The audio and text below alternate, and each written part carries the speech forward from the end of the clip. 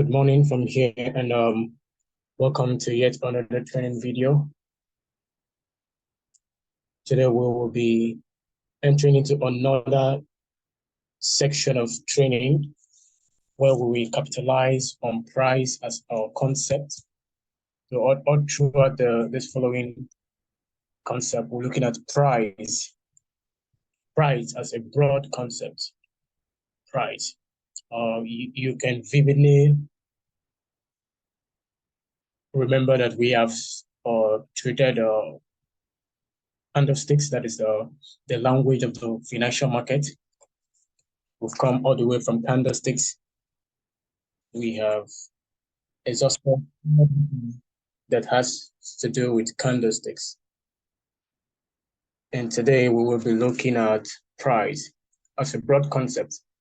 We'll over price for some time until we are done with it. But the objective of this concept is to broaden your view about price in the financial market, train you to become a better price action trader in combination with other financial instruments. I will use a particular theory to analyze price for you. I'll use a particular theory that changed my whole trading psychology. It changed my whole trading style, and it opened my eyes to what price can do in the financial market. It's no other concept other than the quotas theory concept. Right? Credits to the quotas theory concept, and we will of course acknowledge and uphold that. But on that base, on that ground, we will introduce price using the quotas theory concept.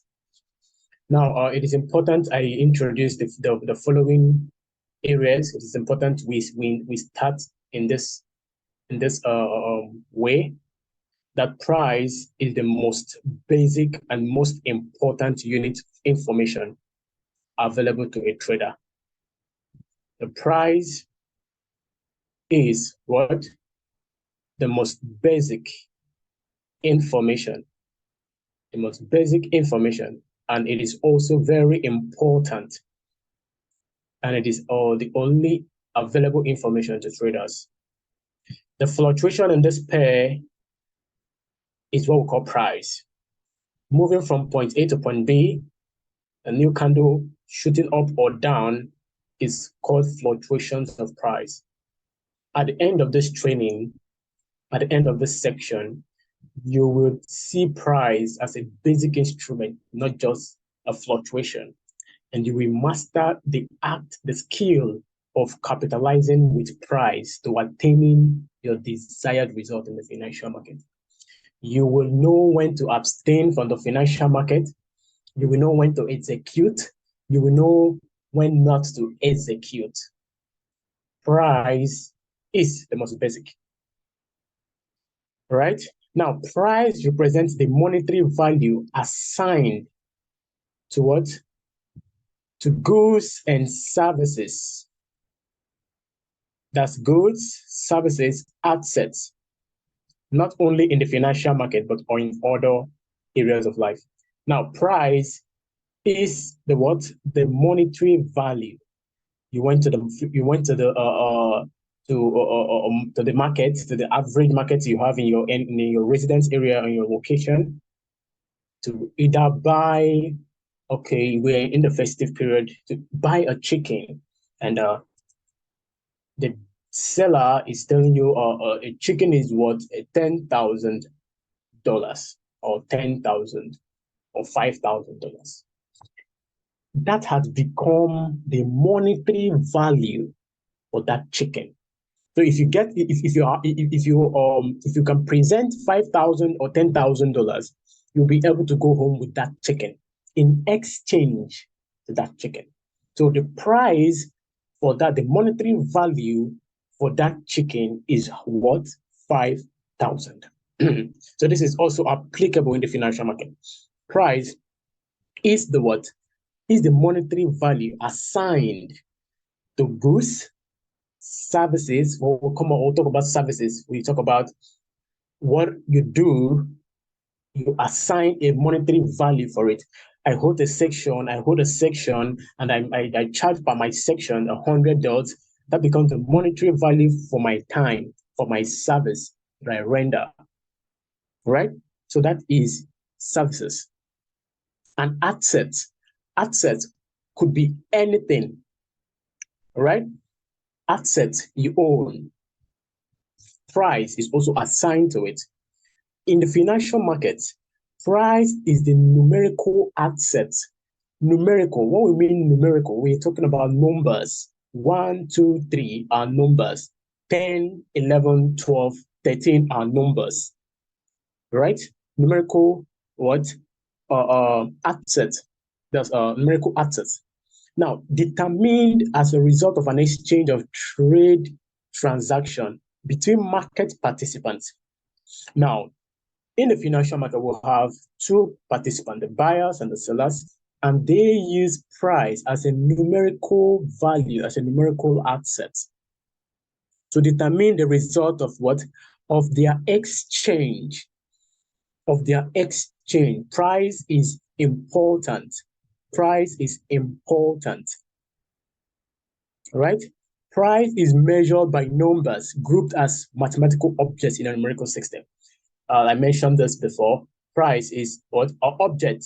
We can have 1, 2, 3, 1. Okay, we can have 2. We can have, oh my God, sorry. We can have 3. We can have 4. We can have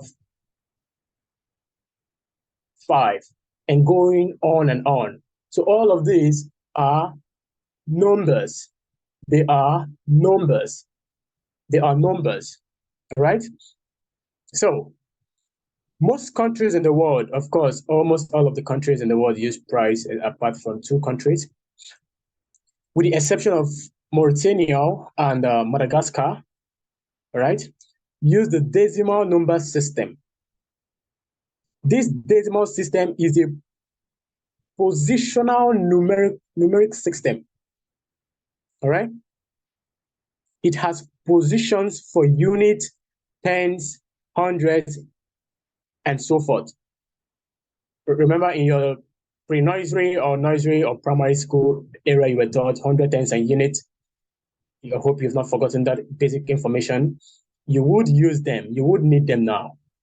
You would need them now. Knowledge is power. You would need them now. So it has positions for what? Units, tens, hundreds, and so forth. The reason for the choice of tens as the unit is assumed to be because of 10 fingers. We are assuming that why we have up to 10 digits is because we have 10 digits in our fingers. In many languages, the word digits or its translation is also the word anatomical term referred to fingers. It's important you get the introduction to price. Now, in English, decimal, lat decimals, means the unit of 10. The writing of numbers in base 10 number system is known as decimal notation and uses various symbols called digits for 10 distinct values: 0, 1, 2, 3, 4, 5, 6, 7, and 9 represent numbers. The most universal used numbers are the whole numbers as part of the real numbers. The real numbers include, now, when we talk about whole numbers, remember that we mean numbers from 0, 1, 2, 3, right? 4, 5, 6, right? Those are whole numbers, right? When we talk about natural counting numbers, we mean from 1, 2, 3 till 5, 6, 7, all right, all of those are natural counting numbers, 1, 2, 3, right? Then when we talk about integers, we talk about -2, -1, 0, 1, 2. Take note of this. When we talk about integers, I'll start all over again. When we talk about whole numbers, we talk about 0, 1, 2, 3, and so forth. When we talk about natural counting numbers, we talk about 1, 2, 3. That's from 1, 2, 3. When we talk about integers, we talk about -2, -1, 0, 1, 2. You can go on and on. Then how about when we talk about rational numbers? Remember that any integer divided by any non-zero integer becomes a rational number. Any real number that is not rational. It is important to get this introduction. Now, we have this. If you can see my screen, I popped up a table of whole numbers. Now, it is important you look at this whole number chart very well. And you must know that every counting number is also a whole number. And every whole number is also an integer. Every integer is also a rational number. I will repeat that again. I said, every whole number, every counting number, I beg your pardon, is also a whole number. Every whole number is also an integer. Every integer is also a rational number. The whole numbers include the number 0 and all of the counting numbers, isn't it? The whole numbers include 0, all of the counting numbers, right? Because the decimal system is a base 10 numeral system. A value of 10 in one position is equal to a value of 1 in the position to the left. Now, what we mean is this.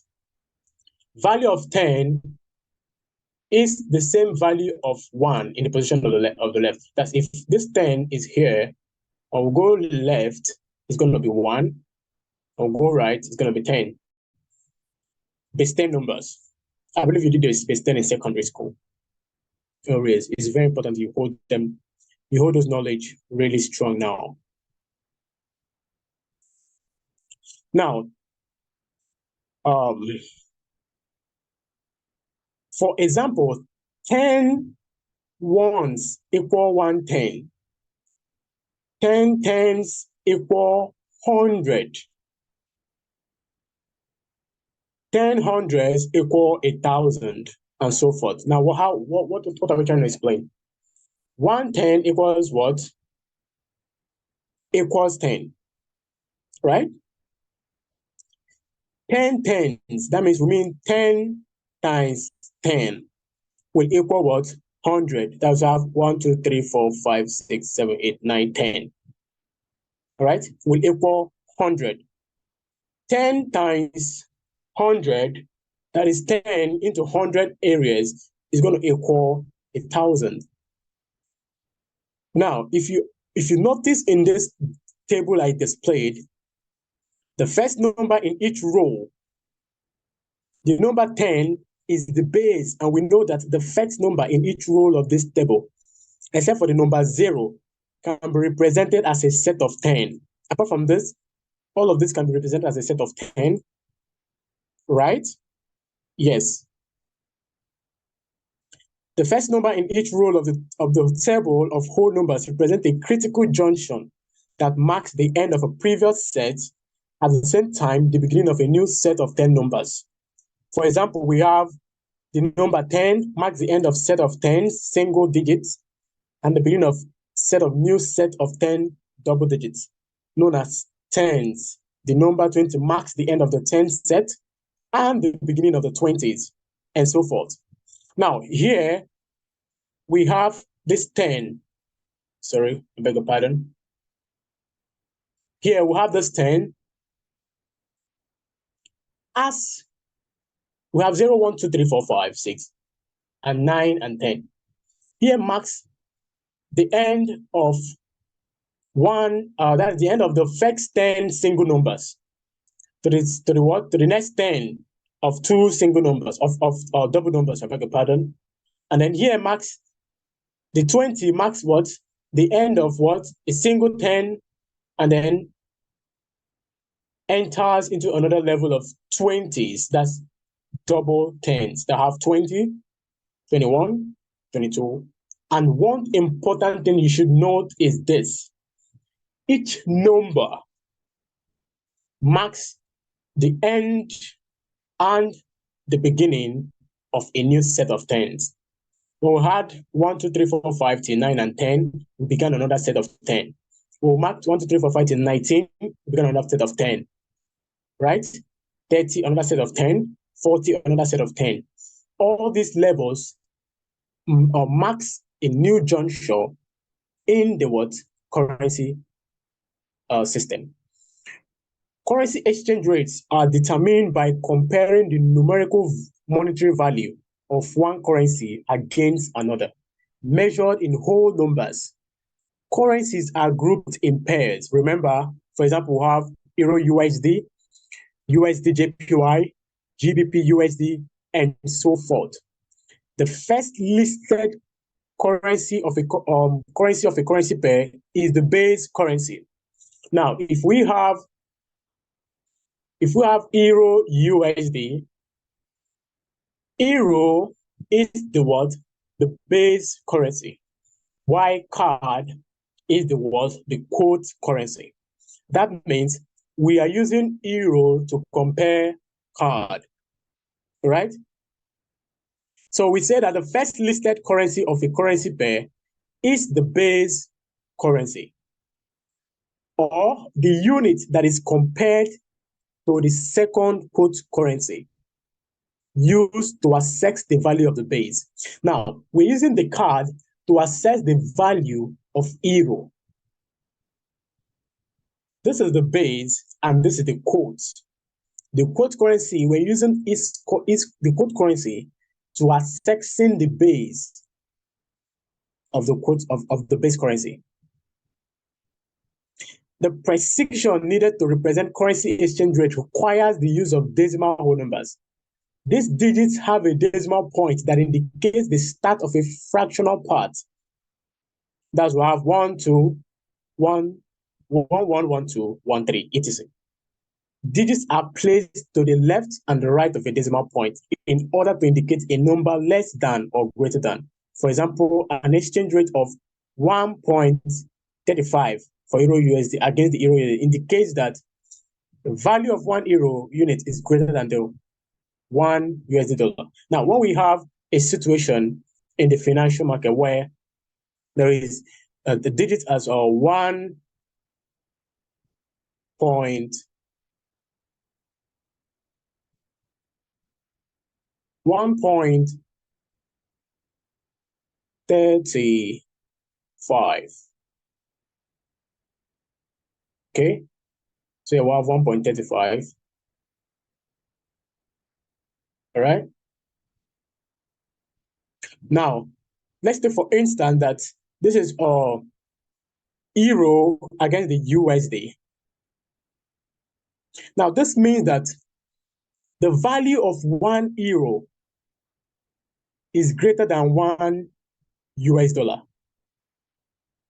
So it will take a US dollar $1.35 to buy 1 Euro. Now, let's bring back this home.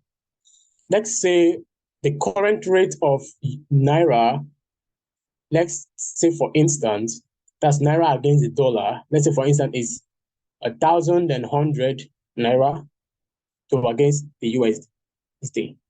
So you will need 1,100 Naira to get a $1. So this is what it means here. You will need $1.35 to get 1 of Euro, a 1 single Euro. This is what we're talking about here. So when we say that an exchange rate of 1.35 for the Euro against the USD indicates that the value of 1 Euro unit is greater than 1 US dollar. On the other hand, let's take for example an exchange rate of 0.70 for the Australian dollars against the USD, odd USD. It shows that the value of the Australian dollar is less. Now, when we say a pair has a value of 0, oh, this is too plenty. Let me reduce this. I'm introducing a very important concept here, price. It's very important to grab the introductory part so you can flow with it. Let's say we have 0.70. Let's say we have 0.70. And this is odd against USD. Odd is the base currency here, while USD is the quote currency. Now we're trying to compare USD to odd, right?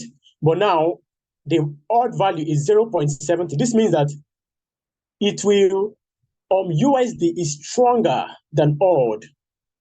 That is to say, in other words, that the Australian dollar against the US dollar shows that the value of Australian dollar unit is less than a US dollar. Is less, is not more, is less than a US dollar. The major whole numbers can be easily distinguished in currency exchange rates, even with the decimal point numeral representation. The quarters theory considers the parity level of 1-for-1 exchange rate. When we talk about parity, we mean equal.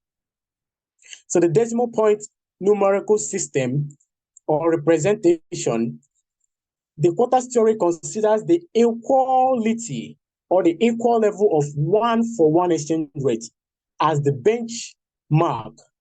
Measure whole numbers in currency exchange rates. The measure whole numbers 1.0000 represent the pair value between the two currencies. For example, listen to this.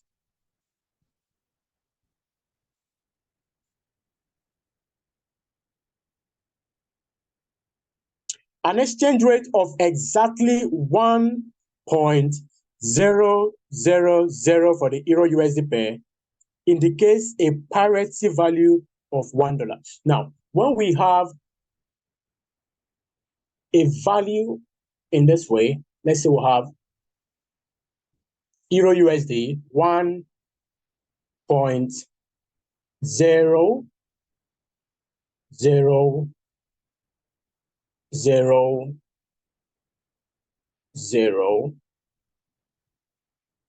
This means equality. This means that Euro USD is equal. That is, Euro is equal to USD. That both of them, that you can use €1 to acquire $1. You can use $1 to get €1, just as it was before in the in Nigerian economy, where $1 was equal to €1. So this shows parity, equality, that a currency is worth an equal monetary value as the other compared to it. Now, when we are doing this, we say that Euro USD pair indicates a parity value of $1 for what? For €1. But now, if the euro increases in value by 10 cents against the USD, now we now see that the Euro USD exchange rate will exceed the pair value and we reach another major whole number at 1.1000. Now, if we have a situation where the Euro USD, the euro increased against the USD, we will now come to having an increment in the rate at what? 1.1000.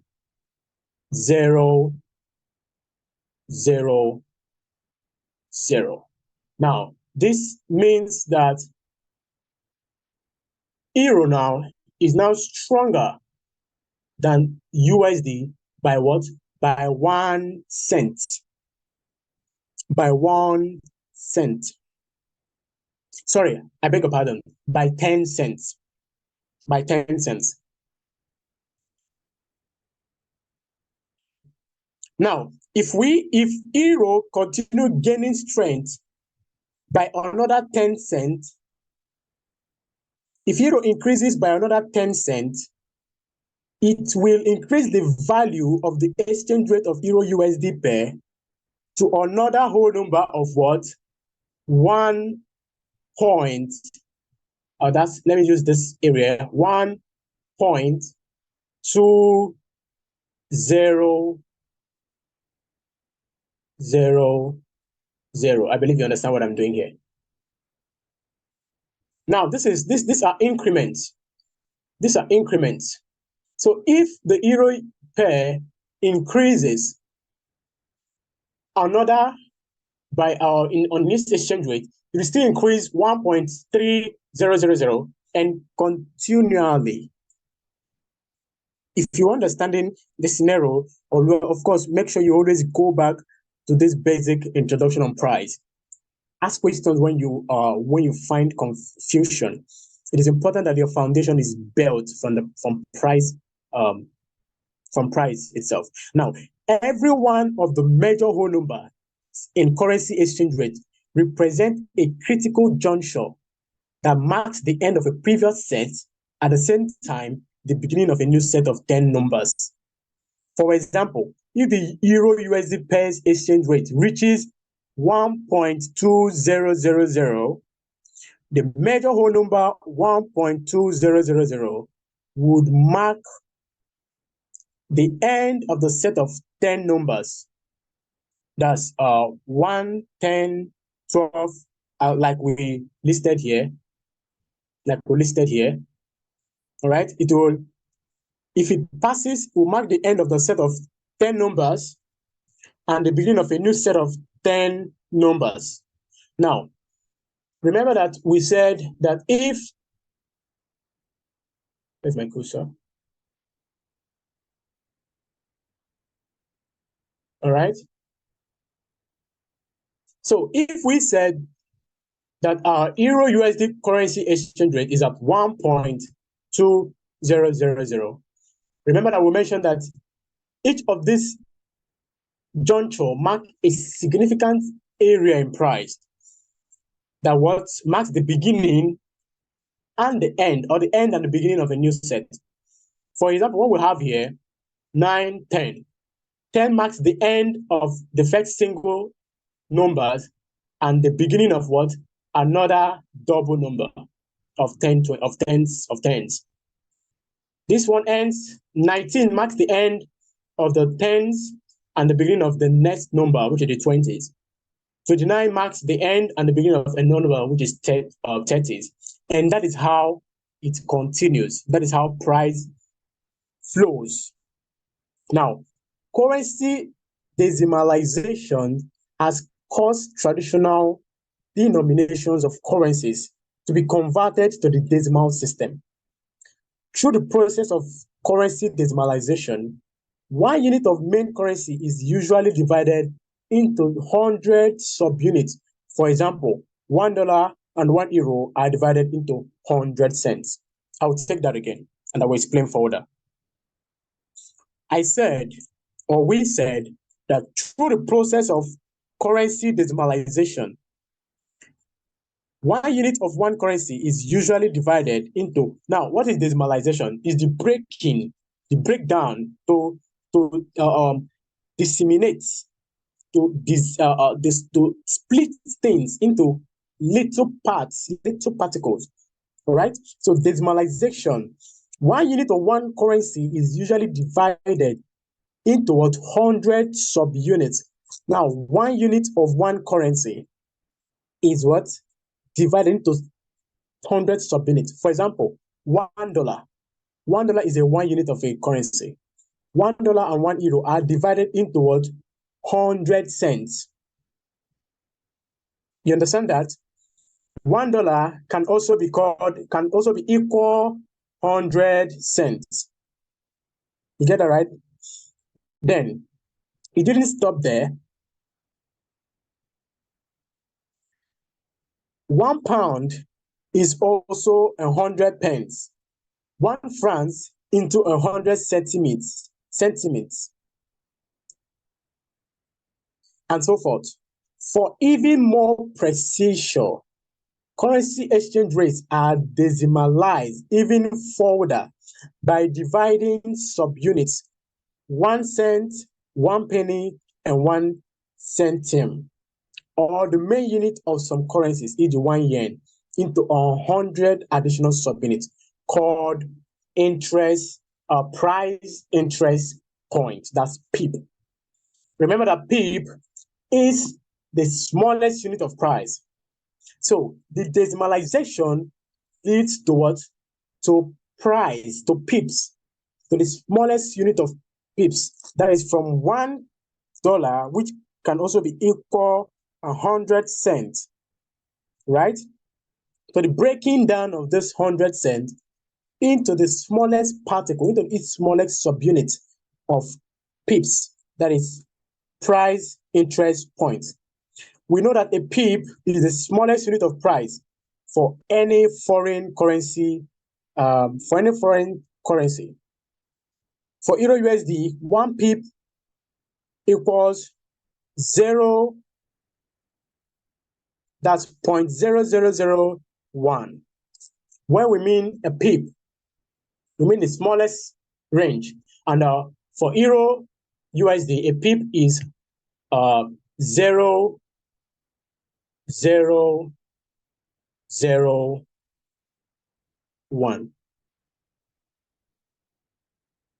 All right, so this is a pip.